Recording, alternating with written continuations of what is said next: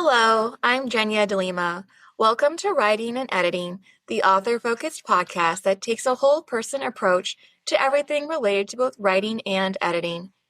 Writing about weightier topics for younger readers requires thoughtfulness and a delicate hand, but stories overflowing with emotional honesty are just as necessary for the younger crowd, so they too can see segments of their own lives depicted on the page.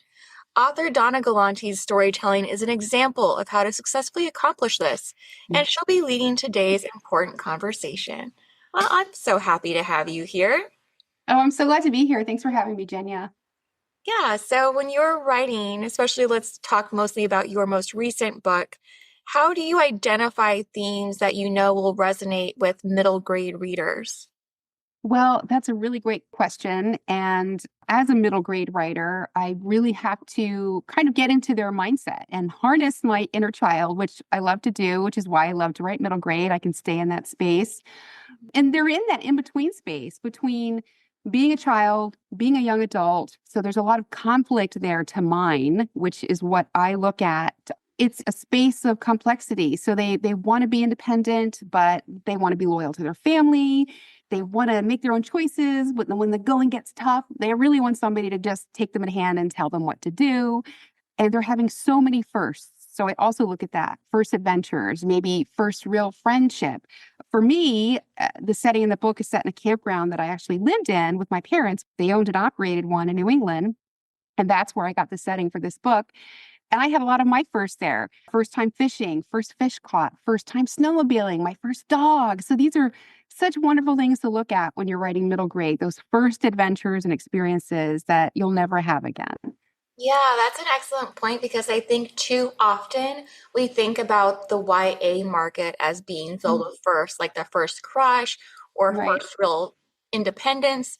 But no, you're exactly right because even thinking just of my own life, I'm now allowed to walk to the park by myself. I'm Mhm. now allowed to be dropped off at a friend's house without someone staying nearby or staying at the party. And those are all, especially in the moment, major life events where you don't necessarily have that person or that safe person you can reach out to if you feel uncertain or don't know what's going on. And you are left to figure a lot of it out on your own, and you're trusted to. Absolutely. And it's about learning how to trust yourself and your own instincts and making your own choices with the information that you have. And that can be a scary place to be as well. So it always helps to have friends around, which is another thing to add into middle grade. We need those friends to support us on our Yeah. journey when we're that age. It's so important. And then how do you portray those friendships? Well, I try and match them up with other people who are different than them, not having the same kind of personality. So in Loon Cove Summer, Sarah is very independent, a little bit stubborn. Sometimes she thinks before she speaks, which is how I've gotten myself into trouble since I was a young Yeah, girl. that sounds familiar. Yeah, to many people, I think.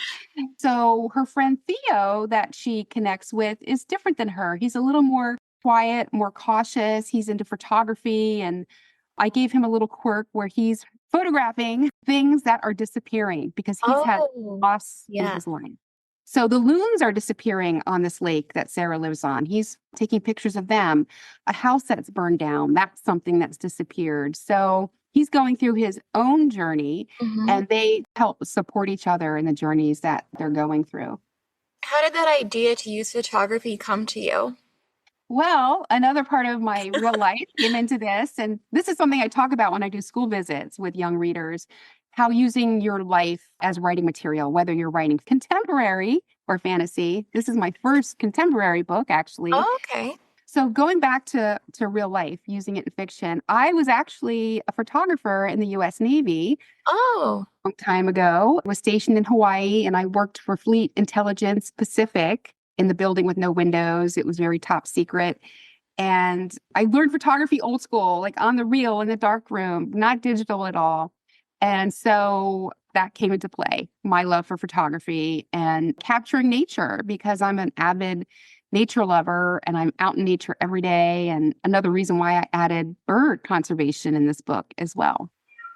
oh, okay. So how do you bring in world building in a way that will feel both pertinent to the reader, but also is filtered through the viewpoint of that 13-year-old or so main character? That's a really great question. And I love to tell writers who ask about world building, because I also teach at conferences. World building is important for any story, no matter Hmm. genre, because every story happens somewhere, right? Yes. Whether it's in a made up world or fantasy in the real world or completely the real world. So, one thing you had mentioned is the viewpoint of the character. And that is so key, because we will see this setting in this world through that character's eyes. One of my favorite books, a middle grade, called Surviving Bear Island by Paul Gretschy, is about a young boy, 12 years old, who finds himself isolated on an island with bears. And Mm, it's beautiful. It's the fall. We're seeing this gorgeous scenery, but he's only looking at it with dread. He's looking at the yes. trees, and they're beautiful, but he can't eat them, and he's starving. He's looking at the mountains that are beautiful, but he's all alone and not with his parents here anymore. So we can look at a setting in so many different ways, Hmm. however the character is seeing that. And so that's what I did for Sarah in Loon Cove Summer. She's looking at the lake. She used to go out on the lake with her mom. It's beautiful. The loons are out there, the mountains, the woods, but she's afraid to go out there Oh. since her mom died and she doesn't have her to go with her. So she has to brave the lake again. Hmm. And that's something that she has to overcome. But I think with world building, with any book, any genre, there's so many things to mine to Yes. create your story if you're stuck. So some things I look at are rituals, right? Rituals in our world can be a graduation, a birthday. We can look at the climate, the setting. We can look at power, if there's a power hierarchy going on in the story. And like in Lunco Summer, we kind of have a battle of wills between Sarah and her father, who's gone during the week because he has to make a living. We can also look at people and the culture that are there, technology, even religion can give us clues as to our characters. If there's a character who wears a necklace, a cross, and maybe they got it from their grandmother and it has certain significance and it's tied to the story, that's really key. Having the world building details tied to the story and the plot, starting out general, going specific, growing on these details so we're not repeating ourselves and moving the story along. It has to be able to move the story along and not just be like an information dump. Yes. And do Mhm. you think it's easier or harder to write about a setting that's based on a place you had in your own life? That's a really interesting question. I think there's challenges to both real life setting and fantasy. When you're writing fantasy and creating whole new worlds, you really need to create a story building Bible, I like to say, like a Yes. world building Bible to refer to that, especially with a series, because you have to follow certain key elements through the series. So it's a lot of things you're making up, and you're not going to include everything. You want to be very selective and just give hints of things and imply things so the reader can feel smart and guess with things like that. But with a real life setting, you want to get it accurate. Hmm. So I actually went back and did a book research visit to the campground that I lived at when I was a Oh, child. okay. So, what were some of the things you looked for then as you were going back? Well, oh my gosh, it was such an emotional journey. I did this 10 years ago. I've been working on this book for like 13 years. Well, I've been working on other books. I kept cheating on it with other books, but I kept I kept coming back to it. But I decided I want to go back to this campground that my parents owned and operated. And it was a real emotional punch. I saw my elementary school that I went to. I went back to the lake and did a tour of the lake, a nature tour, and I walked through this campground, and it brought back a flood of memories, good and bad, and put me right in that middle grade space again. Mm. I also felt my mother's loss keenly because she had since passed away. But to be in this space, I took hundreds of pictures, and it really infused my story world in Loon Cove Summer. So that was a really special time to do that. Did you feel like it was difficult, though, to take your memories of this place and make sure they didn't overly influence how Sarah would see it and experience it? I think so. There's a lot of parts of me in Sarah, Mm. but I did create her as a separate character with her own goals and her own motivations that were very different from mine. Although the father-daughter relationship is similar, there's a lot of personal things in there and actual real pieces of dialogue Aw. that my father and I had over grief of my mother passing.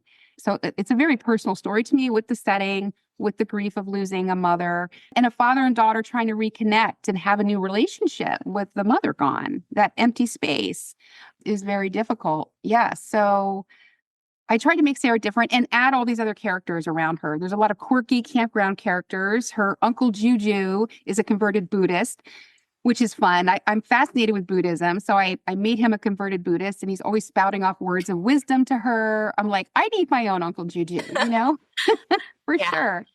So he kind of gets on her nerves a little bit because she doesn't want to hear what he has to say. And, eventually she absorbs it and sees, okay, yes, this is something I should be doing and thinking about. Yes. So also looking then at the family, because you've talked about both her father and then the loss of her mother, how does writing about the family dynamics change when you're writing for this age group versus if you were writing for even YA or let's say for a younger reader, like an early chapter book?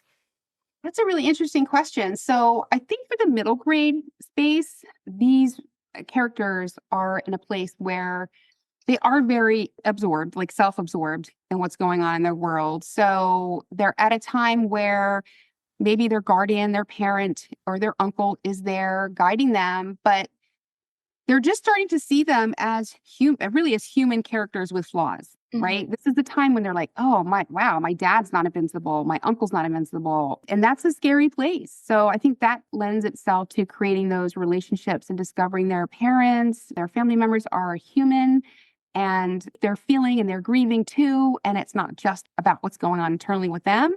And it takes a community, right? To Yeah. really heal together and grow together and lean on each other. And that's what Sarah discovers in Loon Cove Summer. She has a dream, but she discovers it's so much better to share a dream with other people that you love. Hmm. Moving back to the family or keeping it focused on that, since you do write about losing a parent, how did you write about this in a way that it felt honest, but was also age appropriate? I tied it into, I really went back to my time in that age with losses that I had had and tying it to losing my mother now as an adult and the friction between the father and the daughter because they're each grieving in different ways. They have had different relationships with this woman as a mother, as a wife, and have different memories and have a different way of dealing with this loss. So I think trying to find a way to communicate together with them in that father-daughter space is what really led me to showing their grief, helping them reconnect in a new way. This mother, this wife is gone and they'll never forget her. She'll always be a part of them, but it's time for them to move on together and remember her, but have new space for love and life and move on from that loss. Yeah. Just from this conversation, I think people will already pick up a little bit on her character arc. But again, going back to what types of character arcs is it typical to see in a middle grade novel? We're showing them transforming as they go. They're starting out with one perception of something, like how she perceives her father, how she perceives the lake, how she even perceives herself. And she's having those first experiences that change her, transform her, whether it's with a parent relationship, a friend relationship. It opens up her world. So she sees the world in a bigger way. And that she's not just this one person alone in it, that what she does affects other people and affects herself too. So that's what her journey is throughout this book. And adding the loon conservation in it is about her loss with her mother, too, because the loons are disappearing on her lake for different environmental reasons. And her goal is to get an environmentalist there, find out why the loons are disappearing. There's only so many pairs of loons for each lake. So she's grieving the loons in connection with grieving her mother as well. And part of the world building I had was she reads her mom's late trail journal because her mom hiked the Appalachian Trail. Oh, okay, yeah. And she wrote this journal to her daughter before she was even born, like anticipating her coming. Hmm. And this is her one connection to her mother. And then she gets this wild idea to go on this wilderness trek to finish her mom's dream. And that ends up in a whole adventure and almost claims her life. I won't go into details, but it's kind of a big moment in the book and what she realizes from that. And then did you do any research on that too, such as what it's like going on a trail? Did you hike parts of it yourself? Oh, so much research. I'm such a nature lover. I've hiked parts of the Appalachian Trail. My great uncle Elmer was a huge inspiration for this. He through hiked the whole Appalachian Trail over Oh, wow. 2,200 miles all at once in his 60s, back in the 1960s. And I have his whole account of it, his journey in a book. And that was huge inspiration. Also, his Hmm. pictures of the trail and also doing modern research today, but also a lot of research with the loons. I'm a volunteer with the National Audubon Society. So I help do school programs with kids, with bird ambassadors, with raptors, which I love, hawks and things like that. And so that's a wonderful thing to do and be part of that and learn about raptors because they're so majestic to me. And loons, I get to visit with them every year in northern New York on a lake. They're so haunting, their melodies. They're one of the oldest bird families. Truly, they're beautiful and amazing. So that's why they're a key part of my book. Mm.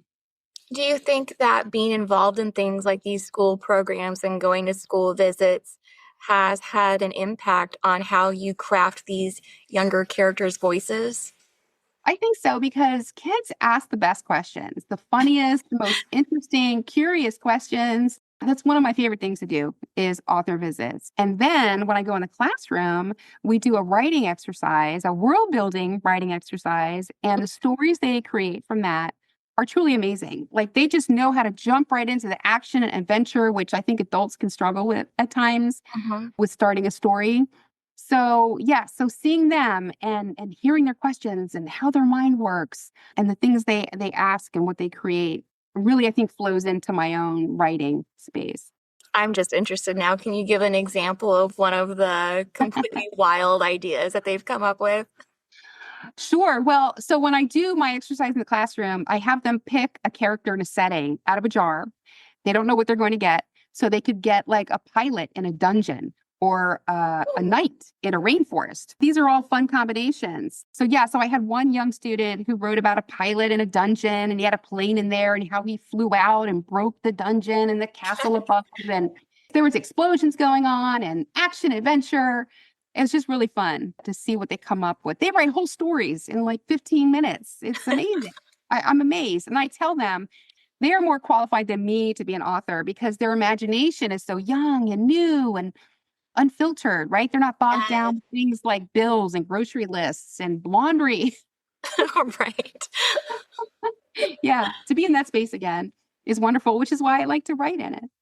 And have any of what they've come up with ever inspired anything you've used in your own work? No, I don't think so. I just enjoy hearing them and the visuals they use, because that's one thing I talk about. Using your senses, especially in world building and crafting your story, is so important. What do you hear? What do you see? What do you smell? Those sensory details can really enrich the story. That's what I talk about with them, and I see they really bring that out in their stories. Yeah, let's talk about that a little bit more too. So I'm Sure. thinking even if you could share what sensory details Sarah might notice Mhm. versus what her dad might notice. Ooh, good question. Well, she is really drawn to the call of the loon. They have several different calls, wails and tremolos and yodels. If you haven't heard one, go on YouTube and listen to the call of the loon. It's magical. It's unlike any call of any bird. So she's drawn to the call of the loon. Her father, not so much. He's not really even drawn to the lake, even though they used to go fishing together. They don't do that anymore. And so he's really focused on work because the campground is failing. He's taken a job out of state for the week. So he's gone all week and she's there with her uncle. And so he's just focused on the day to day. You know, the story really isn't focused so much on him. And that's something too when you're writing for middle grade. You want to focus on the younger characters. You can have the parents and the guardians and the older characters in there, but you want them to be on the outskirts and not focus on their story so much. Yes. Focus on how that story, their story connects to the main character and the other younger characters as well.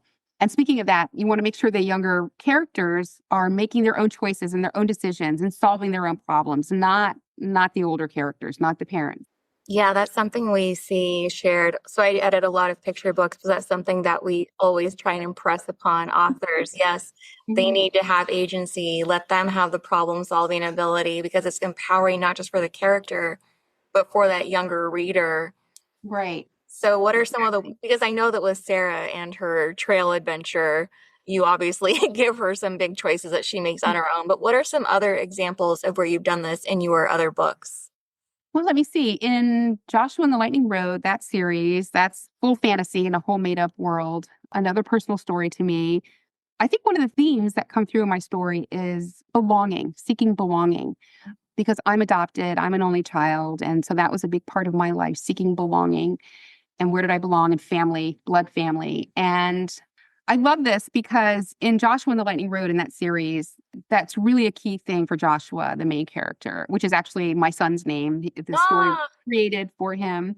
And in this story, Joshua discovers that lightning doesn't always strike by chance and mm, it steals his best friend to another world.